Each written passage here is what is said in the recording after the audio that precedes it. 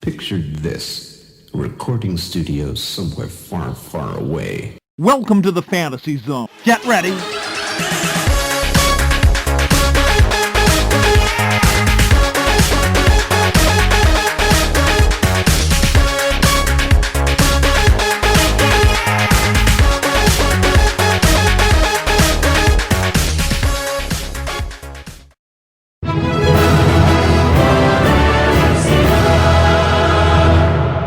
Welcome, Watchers of Illusion, to my Castle of Confusion, episode 405, and it's the 7th of July. And I hope you're having a great week so far. It's very wet here in the Shire, but there we are. Now I'm looking at a game today that I've looked at on the ZX Spectrum previously, and it's the Sword of Ianna. Now you have to excuse the foreign text. Don't know what it's saying, but it's a pretty little intro. I'm looking on the MSX. Now this is a console or computer that I've never actually seen personally. So this is, but I saw the advert for this and I thought, oh, that looks worth grabbing an emulator for and having a look. Now if you'll remember, the ZX Spectrum version was absolutely stunning. So, I mean, first impressions of this, look at it.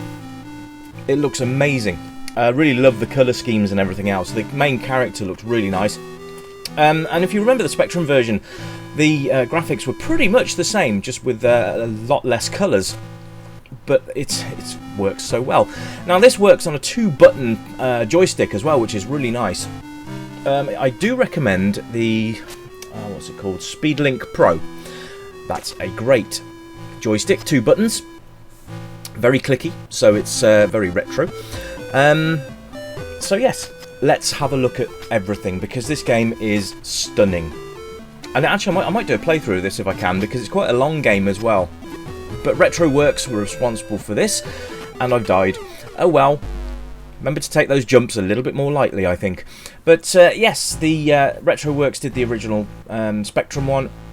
They've now released it on the Amstrad as well, which is great. But it's an Amstrad cartridge, so you can actually transfer it to the cartridge and play it on an actual Amstrad. Obviously this is the MSX version, so there you are. But absolutely brilliant. Now the main character there looking very Conan-like, and yeah, I mean, just look at the animations, they are absolutely stunning. So yeah, I mean, I'm really impressed with this game anyway. So I mean, to see it all in its glorious colour scheme just adds to the bonus, really. I will be looking at this on the Amstrad maybe in the next sort of couple of weeks, but if you're going to see it on the MSX, there's no point in me doing the Amstrad version this week, so I'm going to leave that one for a while. But I am looking forward to playing the Amstrad version as well. These games are absolutely fantastic. I don't quite understand how people are finding out how to get these things on machines that were like 30 years plus ago. But they really are pushing the abilities of the machines now really nicely, which is great. Now this game is it's got a puzzle element to it. It's a hack and slash platformer, and then you've got the puzzle element as well. Now the puzzle element really is finding the doors and finding the levers that open the doors, finding the treasures, defeating the characters you can see there. Let's have a look at the UI before I carry on, because it's really quite nicely laid out. Now at the bottom you can see I'm using a sword. The blank area to the left is where you pick up potions and stuff, and it'll add them to your inventory, which is really quite nice. Next to the sword icon there, you've got your lives and your health bar. And next to that, you've got the enemy's health bar. So if there's enemies on the screen, you can see there, I think it's up to 2 enemies on the screen at once, which is quite nice. Then you will get a health bar for them. Now you can pick up food regen, like that loaf of bread there. There's also chicken legs and all sorts of other bits and pieces that will help, and also health potions, which is great. Now this is kind of like a cross between Conan and Rastan, really, isn't it? But I just love this. It's absolutely fantastic. Now, you'll notice that it's not a scroller, it's a screen by screen, but that works actually quite well. There's a lot of breakable stuff in this game as well, as in you can just hack and slash your way through scenery, which I'm hoping to show you shortly. But yeah, I love the way the enemies, when they see you, they sort of bash their shield and clang their sword and shield together, which is great. There are certain areas you can't jump up on. Oh, he knocked me off, cheeky bugger. Anyway, let's get him disposed of. And basically, when you one button, we'll get on the controls now. You got left, right, up and down, and then if you push your secondary fire button, it unsheathes your sword. And then when you press your primary fire button and a direction, he'll do a different attack, which works really, really well. And you've got a block as well. You see there, overhead slash, ducking slash. He's having a slash. So there we are. So absolutely fantastic, and it works so well. Very, very smooth. The controls work really well. They're very, very responsive, which is nice as well. They're not overly responsive. They're just spot on. So they're not twitchy, is what I mean by that. I'm going to try and I keep bleeding as I hit that wall. Probably not a good idea to be kicked to repeatedly running into things, but never mind. But yes, it's very well done. The music and sound's nice as well. You can hear the soundtrack playing in the background, which is really nice because it's like the AY, there we go, and it's just a really nice sort of medieval type soundtrack, really. But you'll enjoy it. It doesn't get frustrating or annoying, which is nice, because you find that some games have this repetitive sort of soundtrack going on, and they don't work very well, as in you'd have to turn the music off or turn the sound down completely if there was no alternate options. Now you can see running across big gaps like that does require you to be sprinting.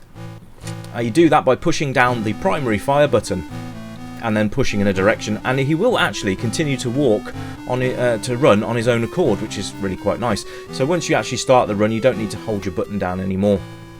That fire button as well, your primary fire button, acts as a action button as well. So to pull levers, you just walk up to them, and don't do that, because that is a very silly thing to do. Never mind.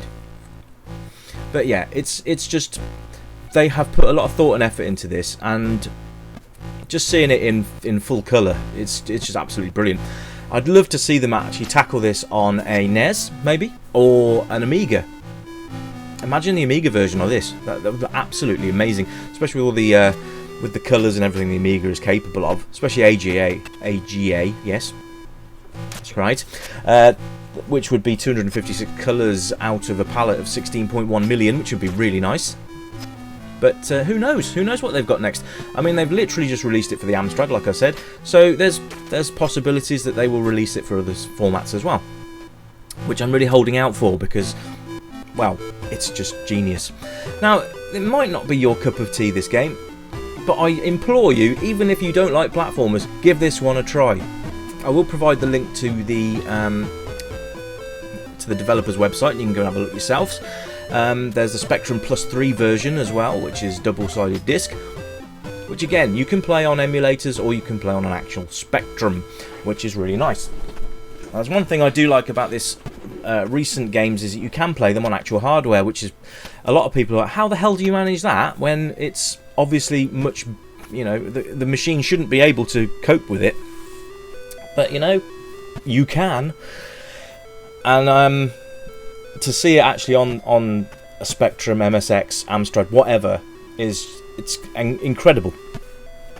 So my hat goes firmly off to these developers, because they've managed to push these machines to their limits.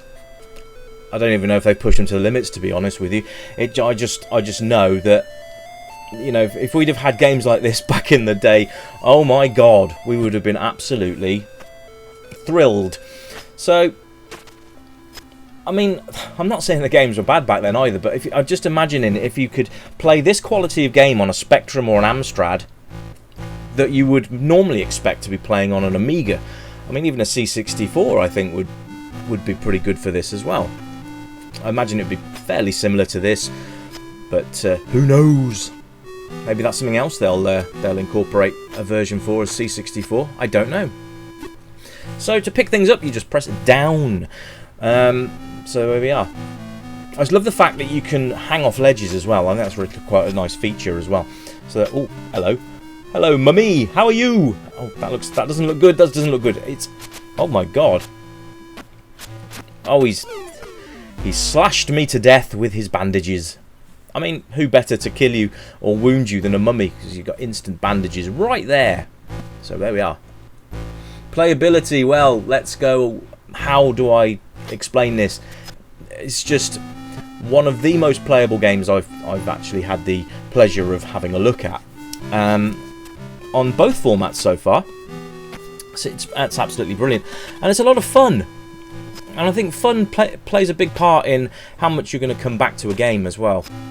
Which brings us neatly onto the replay factor. Yes, you're going to come back to this game, and if you don't, there's something wrong with you. Even if you finish it, you still want to play it again, just for the pure beauty of it. Really, I mean, look at it; it's absolutely gorgeous. A lot of you can see a lot of love's been poured into this game, and you know what? When somebody pours this much love into a game, it works, and you know it reflects on how much you're going to play it, because you appreciate what's gone into it. That's the way I look at it, anyway. I mean, like I said, I played the Spectrum version before and loved it. This I'm really enjoying, and it's the control scheme's pretty much the same as the Spectrum as well. So if you've played the Specky version and you want to have a go on the MSX version, download it from the developer's website. Give it a go, see what you think. Now obviously you're going to need an MSX emulator or MSX machine to be able to play this. So not hard to find on Google, just saying. So age range, pretty much any, to be fair. I mean, it's not overly taxing. I don't know. Maybe I'm not doing very well, am I? Maybe 5, 6 plus, perhaps. I mean, the controls are fairly simple to pick up and play. It's just some of the timings might be a bit awkward for younger players, but on the whole, I think that's probably a fair age range. It's a side-scrolling. It's a screen-by-screen platformer, puzzle game, adventure game, whichever you'd like to say. All those rolled into one, really. Lots to explore, lots of screens, which I think you'll find is fun, and it's just a joy to play. These goblin type things are awesome. Absolutely fabulous. So well done to RetroWorks, because this is an absolutely fantastic release. So thank you guys for bringing something amazing to a retro generation. And if you're new to retro gaming, this is a good place to start, quite honestly. So it's a one-player game, and I mean, I think it's infinite lives, so you could probably play past the joystick, you know, do it on a death basis, so if you die, pass the controller over, and do it that way. So any game can be a multiplayer game with a little bit of imagination. So there you go. But yes, Sword of Ianna. Like I said, I will look at the Amstrad version at some point, which I'm quite looking forward to, because this is a stunning game. So I'm hoping that the Amstrad version is going to be something like this visually. I mean, obviously the Amstrad could handle more colours on screen at once than the Specky version, but sometimes less is more. But in this case, the MSX is absolutely...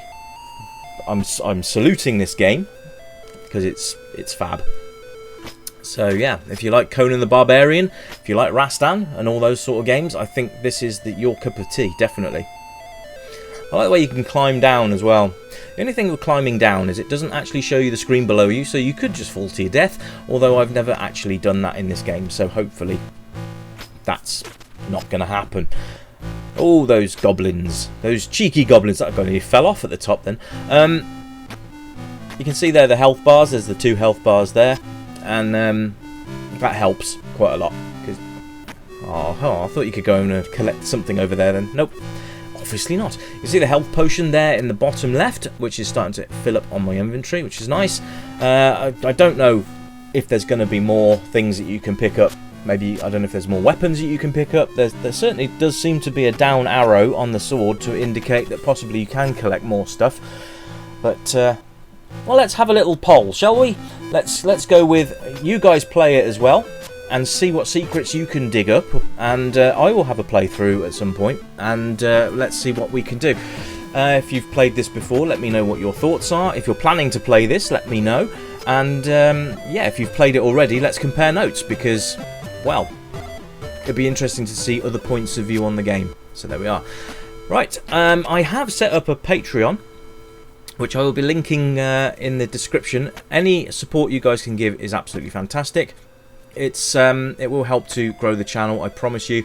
I'm in the process of finding some new office space, or a new home, to be honest, which I'm hoping will be sorted out in the next month or two, and then hopefully I can get a bit more time to churn out a few more reviews a week than just the one that's been over the last few months. So yes, I'm quite looking forward to that, to have sort of proper studio space and bring you guys some fantastic reviews. Anyway, that's about it from me. I will see you again really soon for a brand new review. Hope you've enjoyed this. This has been Sword of Ianna on the MSX. I've been Rich, this has been the Retro Revival Show, and I will catch you guys next time. You keep it retro, and bye for now.